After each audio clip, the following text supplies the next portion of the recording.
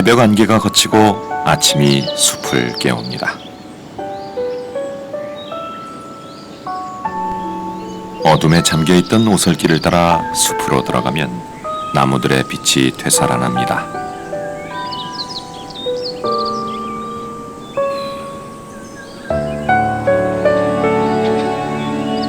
이 세상이 매일같이 새롭게 태어남을 깨닫게 해주는 신비로운 공간.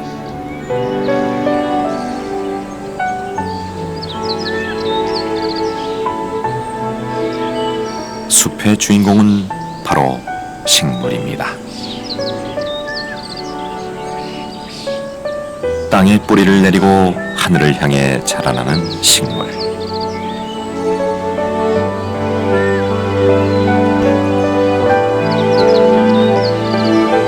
움직이지 못하는 숙명을 지녔지만 풀과 나무들은 스스로 숲을 이루고 오랜 시간을 살아갑니다.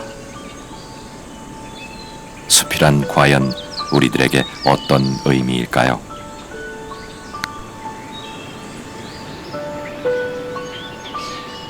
뜨거운 여름,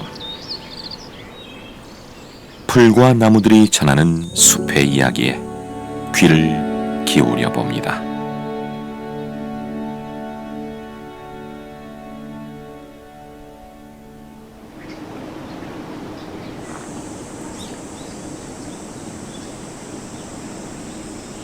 새로운 아침입니다.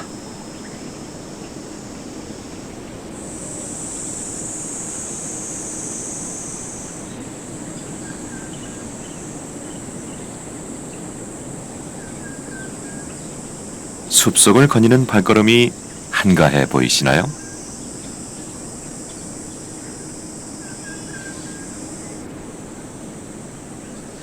가만히 들여다보면 그는 무언가를 계속 적고 연신 돌아봅니다.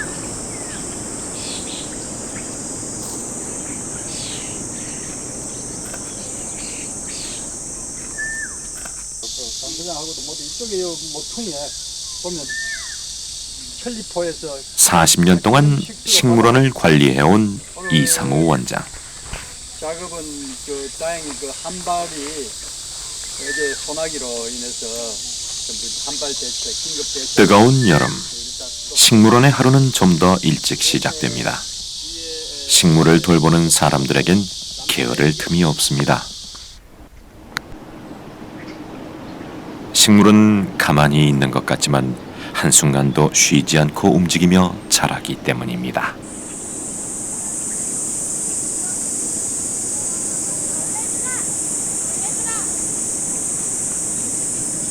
식물원을 찾는 이들 가운데는 특히 아이들이 많습니다.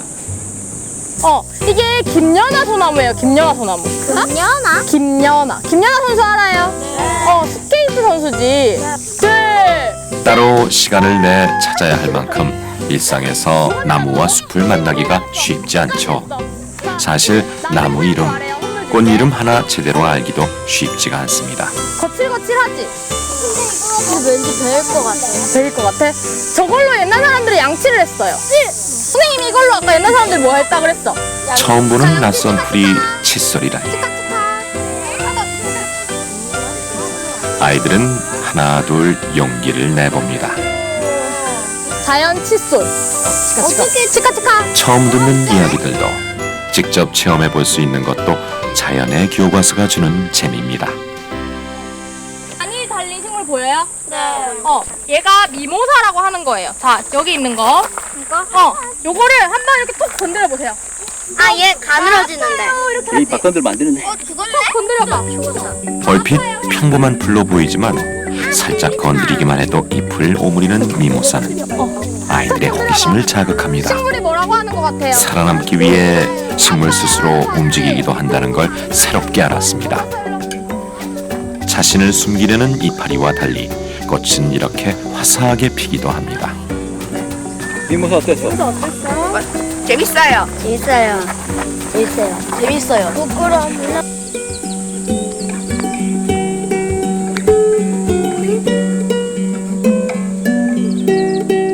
이거 뭐야? 이거 친구들이 아는 나무예요. 대나무. 대나무. 자, 대나무는 저 저까지 자라려면 며칠 걸릴까? 한 일주일?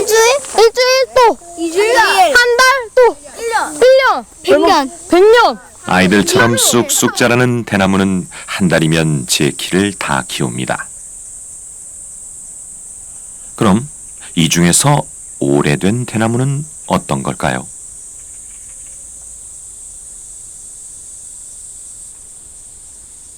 시간이 지날수록 점점 굵어지는 다른 나무와 달리 대나무는 대의 색이 연해집니다. 색이 연할수록 나이가 많은 겁니다.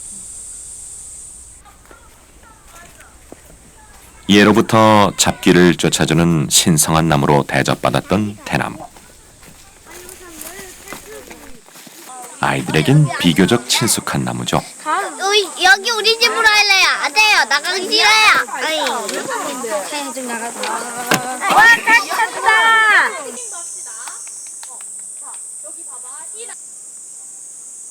땅 위로 올라와 있는 이것은 나구송의 공기뿌리입니다. 이 나무는 나구송이라고 하는 나무예요. 나구송이. 뭐 이름이 뭐라고? 나구송이. 나구송. 물을 좋아해 습지 근처에서 자라는 이 나무는 나구송이라고 하는 땅 건데. 위로 뿌리를 올려 만들어봐도 숨을 돼. 쉽니다. 자, 나구송이 되게 크죠? 네. 근데 이게 지금 숨을 쉬려고 잎으로만 올라온 숨을 거예요. 쉬는 것이 아니라 뿌리로도 숨을 쉬고 그 뿌리란 땅 속에만 있는 것도 아닙니다. 숨을 쉰다. 뿌리로도 숨을 쉰다.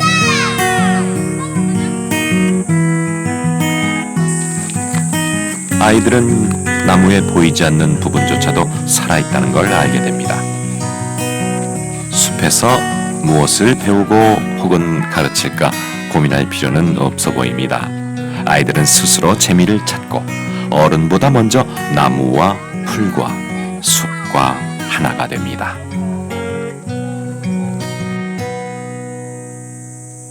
예전엔 자연과 벗삼아 살면서 자연스럽게 주변의 나무와 식물을 배워가는 일이 많았지만 지금은 그럴 기회가 많지 않습니다. 그러다 보니 예전에 널리 알던 상식이 잘 알려지지 않거나 잘못 알려진 정보도 많습니다.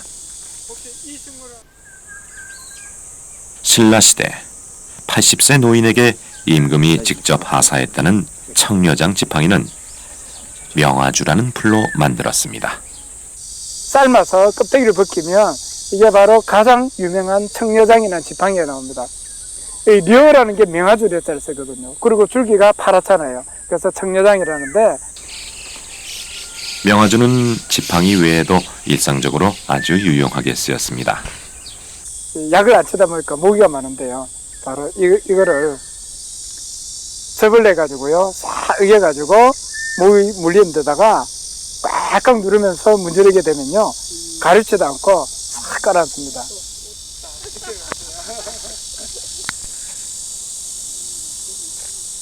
흔하게 자라는 잡초 정도로 여겼던 풀 한 포기에도 생각지도 못한 조상들의 삶이 들어 있습니다. 야, 앞으로 가 빨리.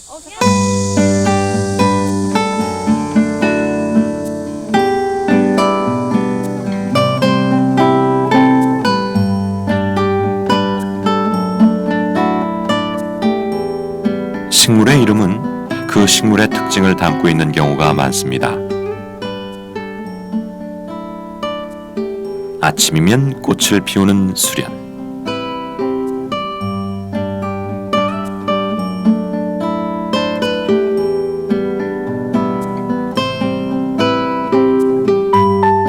낮 동안 피어있던 꽃은 오후가 되면 꽃잎을 닫고 물속으로 들어가 잠을 잡니다.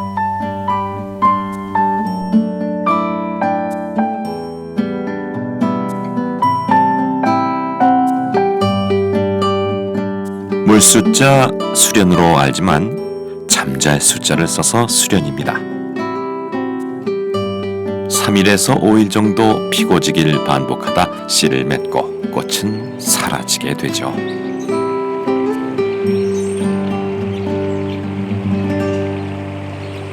복분자의 이름에 얽힌 얘기도 있습니다. 복분자는 하얀 분을 쓰고 이렇게 닦으면 닦이고요. 또 하나는 이제 어플복자의 요강분자 이 두 가지의 의미를 갖게 되는데 요강을 뒤집는다는 이름으로만 알고 있지만 원래는 다른 뜻이었습니다.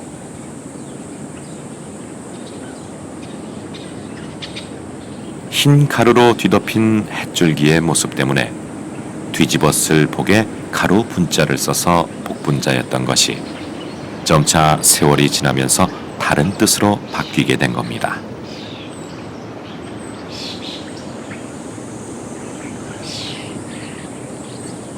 식물에 대해 제대로 아는 것은 중요합니다. 아는 만큼 보이고 보이는 만큼 사랑하게 됩니다. 이름을 알게 되면 한 번 더 보게 되고 보게 되면 관심을 갖게 됩니다. 관심을 갖고 보면 저마다 다른 특징과 매력을 발견하게 되고 나무가 그리고 식물 하나하나가 얼마나 소중한지를 깨닫게 됩니다. 이 지구를 죽음의 지구로 만약에 만든다면 어떻게 하겠어요? 나무 다 썰어버리면 죽음의 지구죠. 풀 다 썰어버리면 죽음.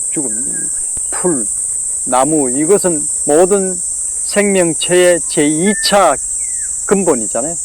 물이 1차적인 근본이고, 이게 2차적으로.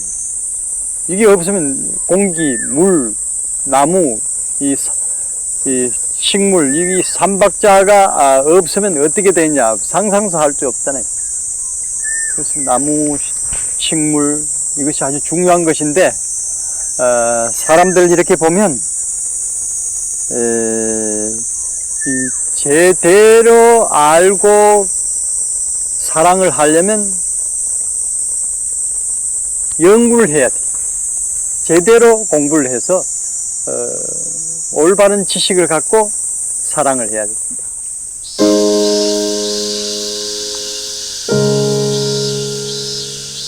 잘 알지 못한다는 것은 때로 소중함을 알지 못하는 것과 같은 의미일 때가 있습니다.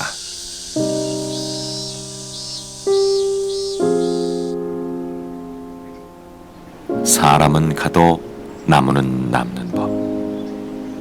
이 오랜 자연의 순리를 깨닫지 못한 채 나무를 소중히 여기지 않는 경우도 마찬가지입니다.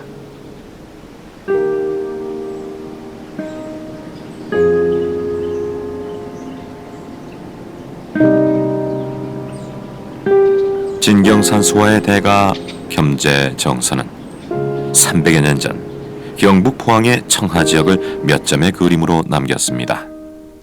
청하 읍성도도 그중 하나인데요. 실제와 똑같이 그려졌을 이 그림 속에는 많은 나무들이 서 있습니다. 현재 청하 면사무소 마당에는 그림 속의 나무가 남아 있습니다. 당시의 현청과 성곽은 흔적을 찾기 어렵지만 오롯이 남아 그 시절을 기억하는 노거수 한 그루. 겸재는 떠나고 세월은 흘렀지만 나무는 여전히 그 자리에서 바람을 맞고 그늘을 들이오고 있습니다.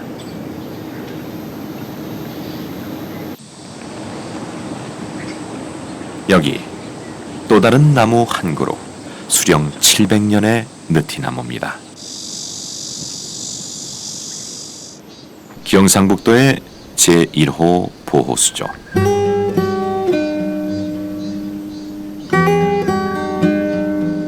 원래 이 노고수가 있던 자리는 저 물 아래입니다.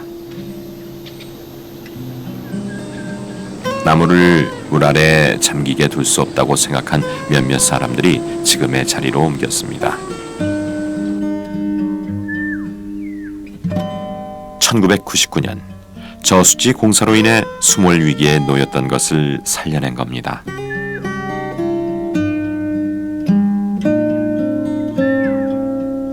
옮기기 전에는 5개의 큰 가지를 들이오며 위용을 뽐냈지만 옮기는 과정에서 나무는 어쩔 수 없는 많은 상처를 입었습니다. 상처난 가지를 잘라내고 지금은 3개의 가지만 남았습니다. 자리를 옮긴 지 벌써 15년이 다 돼갑니다. 잘려진 가지안은 마치 죽은 듯 보입니다.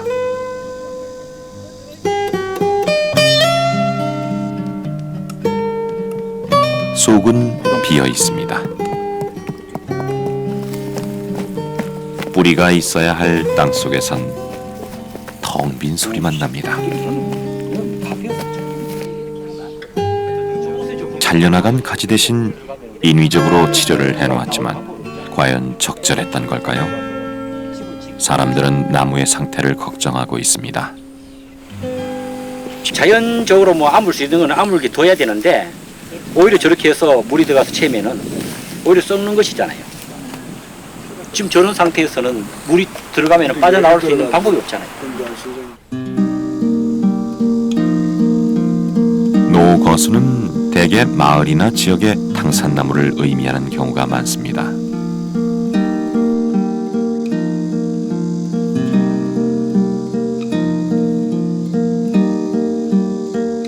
당산나무가 없는 마을은 상상할 수 없을 정도로 나무는 수천 년 동안 사람들의 삶 속에 들어와 있습니다. 계절에 따라 싹을 틔우고 열매를 맺고 잎을 떨어내는 나무의 특성들은 곧 하나의 믿음으로 이어져 왔습니다. 자연과 인간의 관계를 이어주는 매개물로 마을 공동체를 엮어주는 구심체 역할을 해온 나무. 하지만 털을 옮겨버리거나 땅속 뿌리를 다치게 하는 등 제대로 돌보지 못하면서 많은 노거수들이 사라져가고 있습니다. 나무 속에는 물론 뭐 모습을 보게 되면은 바람도 볼 수 있고 또 뭐 나무의 어떠한 수세를 보게 되면은 토양도 볼 수도 있고 또 계곡의 어떠한 이 땅 속의 어떠한 그 영양분이라든지 물이라든지 이런 것도 다 느낄 수 있죠. 근데 나무가 죽는다는 것은 굉장히 슬픈 일이에요. 사람은 얼마나 삽니까? 이 나무가 나이가 얼마 됩니까? 500년이라고 하면은 500년 동안 살았습니다. 그런데 이 나무가 사라진다는 말은 500년이 사라진다는 뜻이에요. 이 나무 속에 보이지 않게 모든 역사가 이 나무 속에 다 담긴단 말이에요. 그 얼마나 귀중한 거예요.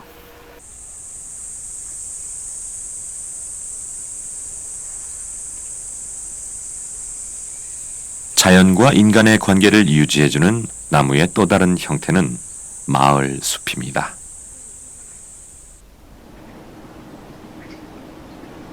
포항 송라면 여인의 숲은 상습적인 홍수 피해를 막기 위해 조선 초에 조성된 숲입니다. 하지만 떠내려가던 세간살이와 사람들의 목숨을 구하고 거센 바닷바람을 막아주었던 옛 마을 숲은 이제 그 명맥만 남아 있습니다.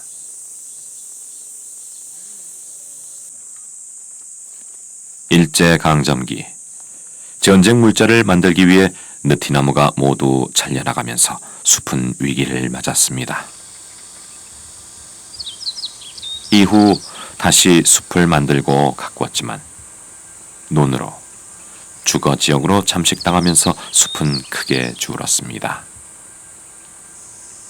오래된 나무, 숲의 가치보다는 인간이 직접적으로 사용할 땅으로서의 가치를 더 크게 보았기 때문입니다.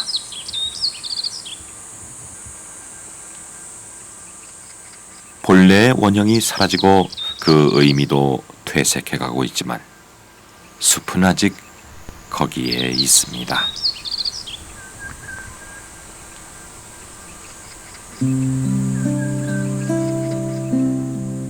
눈에 띄지 않는 작은 식물들은 나무에 비해 관심을 받기 더 어렵습니다. 식물원 차원에서 멸종위기 식물들을 특별히 관리하고 보존하려는 이유죠. 대청도에서 처음 발견된 멸종위기 식물인 대청부채입니다.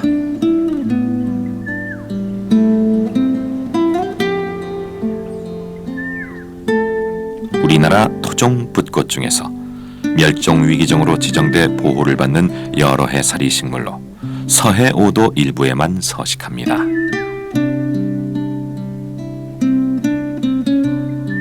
이 천옥의 식물은 전 세계에서 오직 울릉도에서만 발견되는 섬시호입니다. 역시 울릉도 자생식물인 멸종위기 1급의 섬계 야광나무. 두 번의 겨울을 보내고서야 싹이 트는 이중 휴면식물로 어렵게 발화에 성공했습니다. 식물마다의 특성을 일일이 확인하고 키워나가는 작업은 결코 만만치 않습니다. 이처럼 쉽지 않은 일임에도 식물의 종보존은 왜 필요한 걸까요? 약이 되는 것도 아니고 당장 그 식물이 없어진다고 내가 밥을 굶는 것도 아닌데 왜 해야 되느냐. 이 종이라는 것은 하루아침에 만들어진 게 아니거든. 최소한 기간이 몇백만 년 정도는 걸렸을 거라고 봅니다. 이 장구한 시간까지 있는데 대부분의 그 멸종이 되는 원인이 인간이 제공했다면 당연히 우리가 그것을 지켜내야 하는 것이죠. 모든 생명체들은 다 그물처럼 연결되어 있다는 얘기죠. 그래서 그 어떤 하나가 빠짐으로 해서 물론 그걸 메꿀 수도 있지만 결국은 그 구멍이 나중에 어떤 다른 어떤 흔들림을 해서 큰 구조가 깨질 수도 있는 겁니다.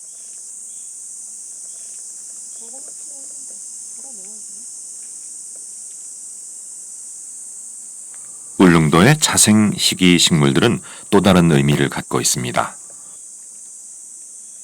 식물이 곧 역사라는 겁니다.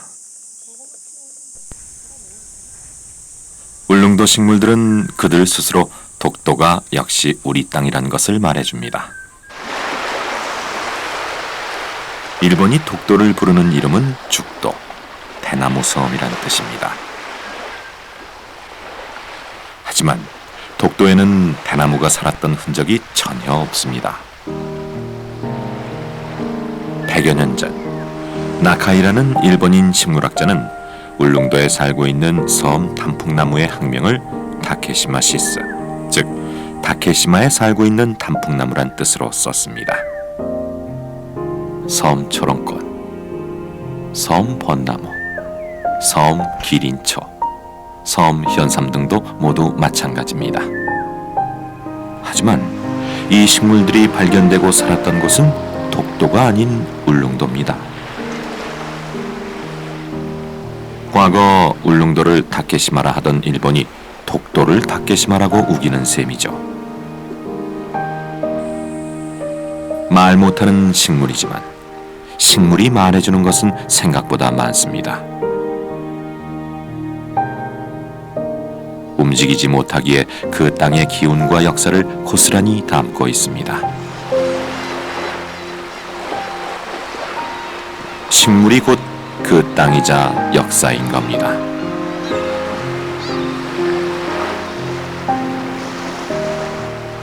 우리 민족의 모습을 드러내는 우리의 꽃, 무궁화도 마찬가지입니다.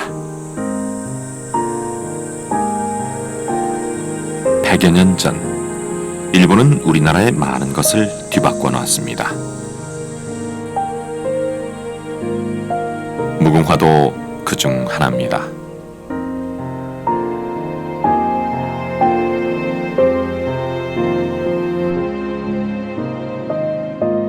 우리 고유의 무궁화를 뽑아버리고 60, 70년대 정책적으로 심었던 일본 개량 품종인 세한. 꽃이 잘 떨어지지 않아 무궁화는 지는 게 추하다란 안 좋은 인식을 갖게 만든 대표적인 종입니다. 피부병이 생기니 뭐 눈에 들어가면 뭐 눈의 안질이 나빠지느니 뭐 이런 나쁜 말들, 또 뭐 무궁화가 집안에 있으면 과부가 되느니 뭐 이런 별별 소리를 악담을 퍼뜨려서 이걸 말살시키려고 많이 했는데, 예컨대 이제 남궁업 같은 우리 민족 정신을 가진 양반들이 무궁화 그 보급 운동을 도로 펼쳐요. 그렇게 좋은 품종들을 기루어서 펼치고 이렇게 해서 근근히 이제 간신히 유지되고 했던 그런 것인데, 나라가 망했는데 뭐 국화고 뭐고 일반인들이 생각할 수 있겠어요?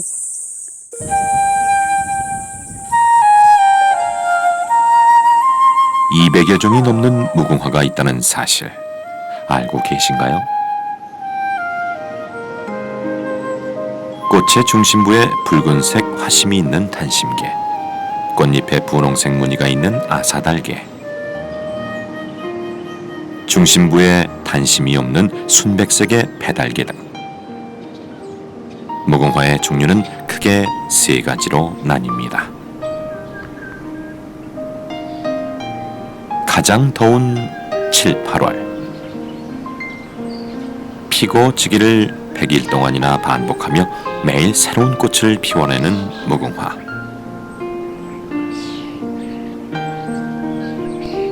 떨어지는 그 순간까지도 아름다운 우리의 꽃입니다.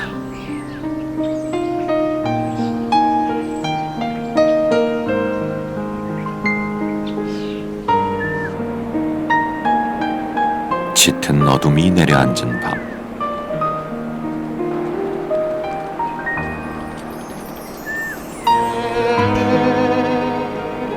매일 꽃을 피우는 무궁화는 밤이 돼도 생기를 잃지 않습니다. 봉우리들이 꽃망울을 터뜨릴 준비를 하죠.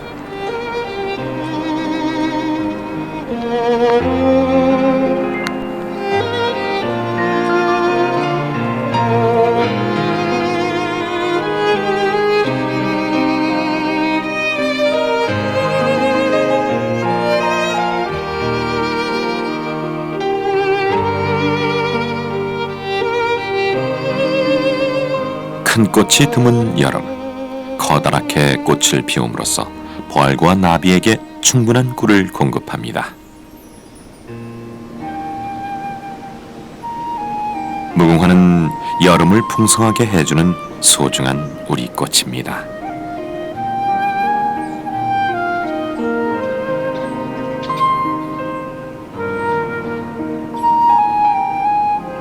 우리는 그렇게 우리 꽃, 우리 나무의 기질을 닮았습니다.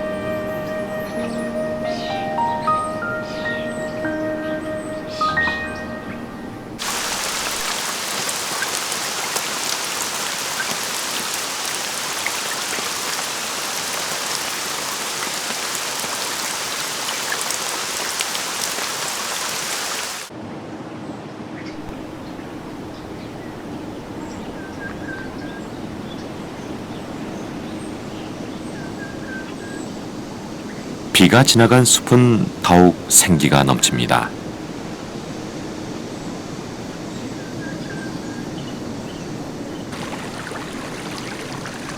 물은 숲의 모든 동식물들을 키우고 삶의 보금자리를 만들어주는 생명의 근원입니다.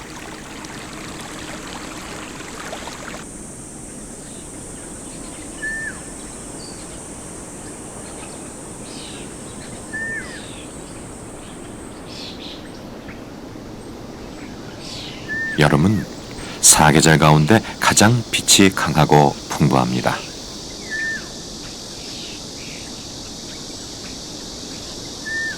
하지만 숲의 식물들에겐 빛이 가장 부족한 때이기도 하죠.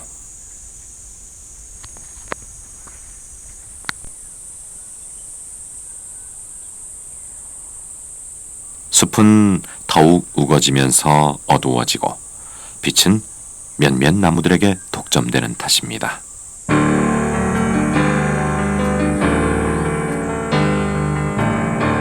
숲의 모든 질서는 빛에 의해 조절됩니다.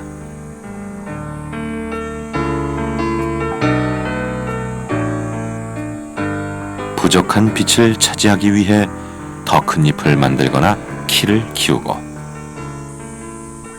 때론 숲의 가장자리를 택해 경쟁을 피하기도 합니다. 가만히 있는 것 같지만 빛에 의해 식물도 움직이는 겁니다. 식생이 다양하게 어우러진 숲은 햇빛을 나누는 방식을 달리해 경쟁을 최소화하며 함께 살아갑니다. 빛의 양이 조절되는 숲은 일정한 온도와 습도를 유지하게 됩니다.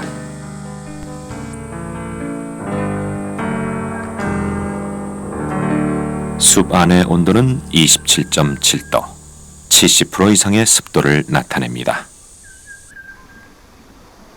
숲 바깥 아스팔트 도로에서는 어떨까요?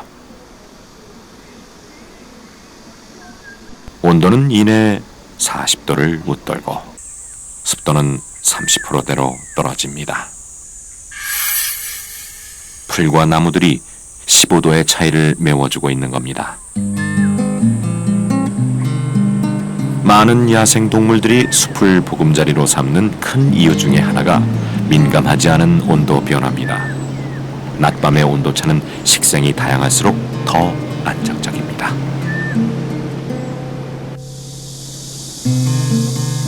키 작은 풀부터 크고 작은 나무들이 함께 어우러져 살아가는 모습이 바로 자연입니다.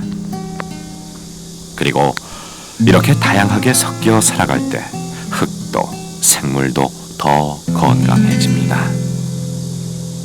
제일 키 큰 나무, 한 10m 정도의 키 큰 나무와 그 중간에 한 5, 6m 정도 되는 나무, 그 다음에 우리가 한 1m나 2m 되는 나무, 그리고 밑에 풀, 보통 이렇게 4가지 층으로 이야기를 합니다. 그렇게 되는 것이 일반적으로 자연이에요. 숲은 나무와 풀 같은 식물에만 국한된 공간이 아닙니다.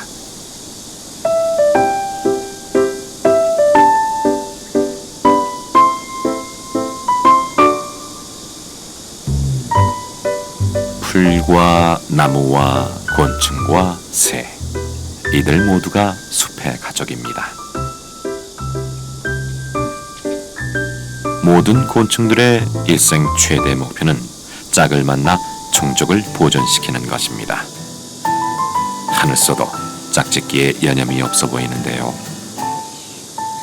하지만 가만히 들여다보니 암컷은 산란관이 길게 나와 있습니다.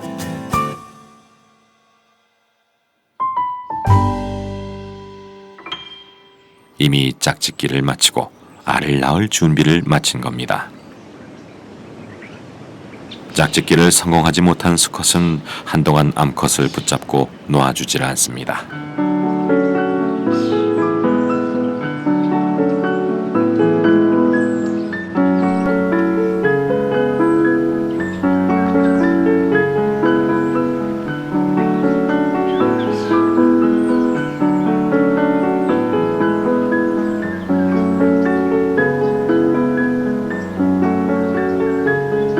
결국 포기한 수컷이 떠나고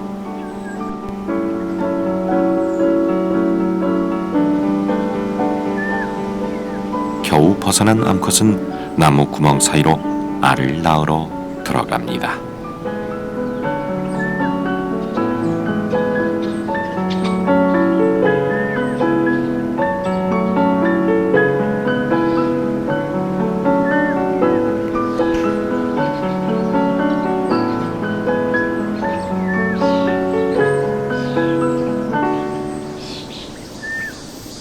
열심히 구애의 노래를 부르는 참매미 수컷. 하지만 암컷의 마음을 움직이기엔 부족한가 봅니다.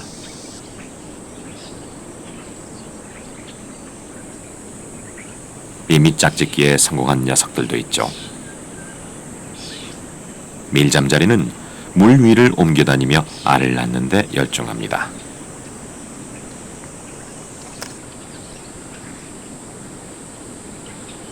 등 위에 예쁘고 선명한 하트 문양이 특징인 에사키 뿔 노린재는 나뭇잎 뒤에서 알을 품고 있습니다. 노린재류 중에서 드물게 알을 품고 새끼를 돌보기도 하는 모성애로 유명한 녀석입니다. 알에서 깨어난 새끼들은 어느 정도 시간이 지나면 제 살 길을 찾아 떠납니다. 짝짓기를 막 마친 소바구미는 알을 낳기 위해 나무 열매에 구멍을 뚫고 있습니다.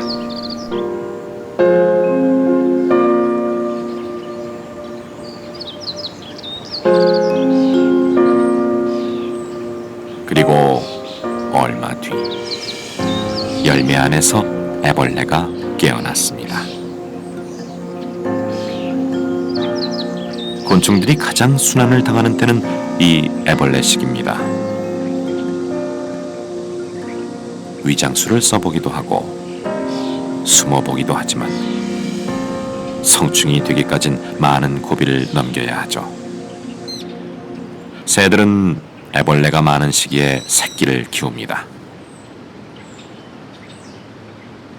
어린 새끼들에게 애벌레만큼 좋은 먹이도 없습니다.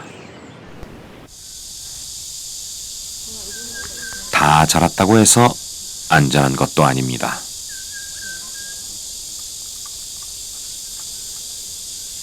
육식성 곤충인 사마귀의 발에 걸려들었다간 살아남기 어렵습니다.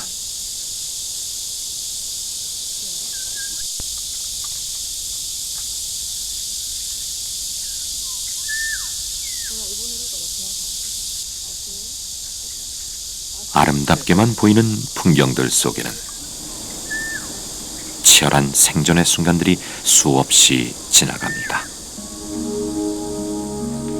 빠르게 지나가버리는 우리들의 눈에는 잘 보이지 않는 모습들, 우리가 알지 못하는 수많은 순간들 속에서 생명은 살아가고 있습니다.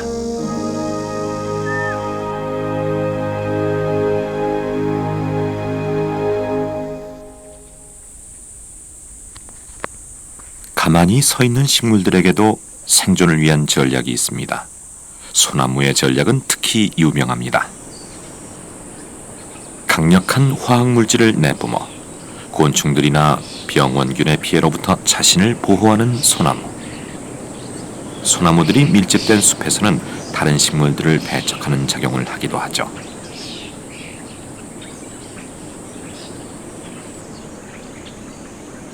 복분자는 열매가 익는 속도를 달리하는 전략을 씁니다.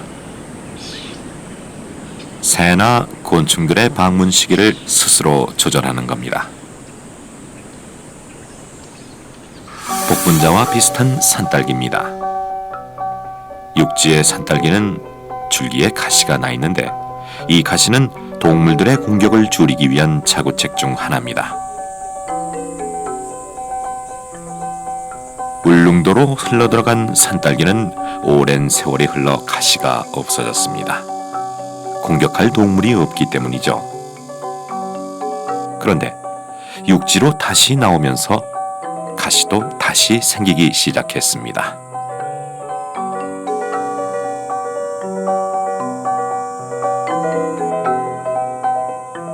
미모사가 이파리를 닫는 건 역시 마찬가지입니다. 식물은 느리긴 해도 주위 환경에 따라 생존의 전략을 바꿀 줄 아는 살아 숨쉬는 생명체입니다.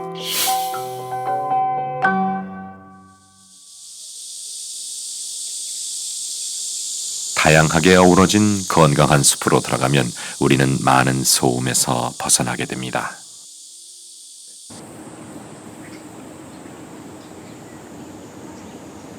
잘 조성된 식물원에만 가도 느낄 수 있는데요. 크고 작은 나무들의 줄기나 가지, 잎 등이 우거져 방음판의 효과를 내기 때문입니다.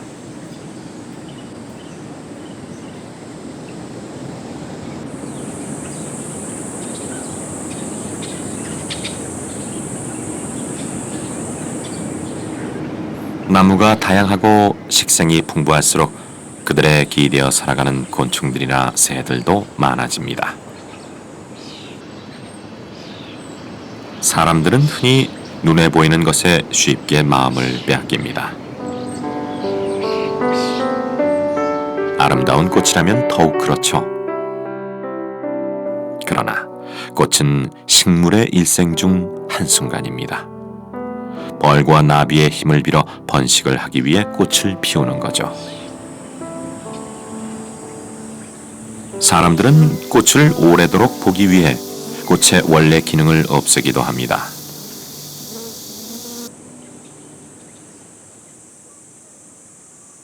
하지만 자연은 너무나 명확한 그들의 순리대로 흘러가야 합니다.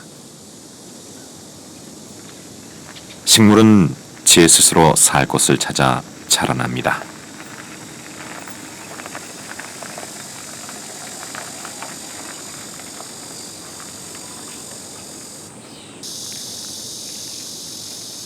그리고 나름의 전략으로 생을 이어가죠. 길가에서 수없이 밟히는 풀조차도 그 삶을 선택한 까닭이 있습니다. 강하고 질긴 생명력을 가진 잡초들은 길가나 하천변 같은 불안정한 곳에 자리를 잡으면서 땅을 안정시켜주고 또 다른 식물들을 불러들입니다. 그 촉촉해진 흙 위로 날아든 나무 씨앗이 움을 틔우고 또 숲의 역사는 시작됩니다.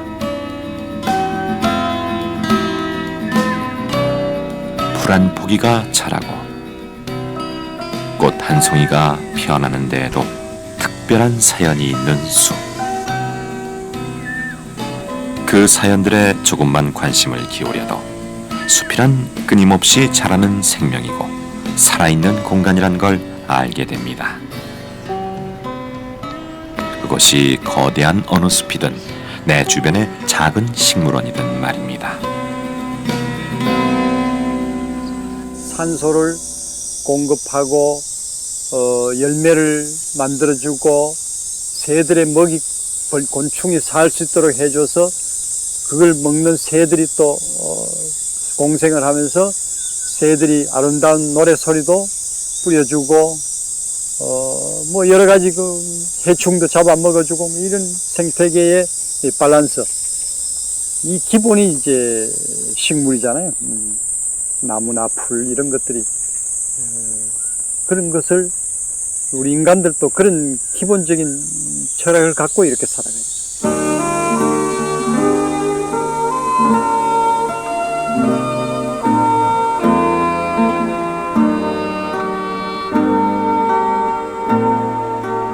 움직일 수 없는 식물이 움직일 수 있는 모든 생명을 불러들이는 숲의 신비.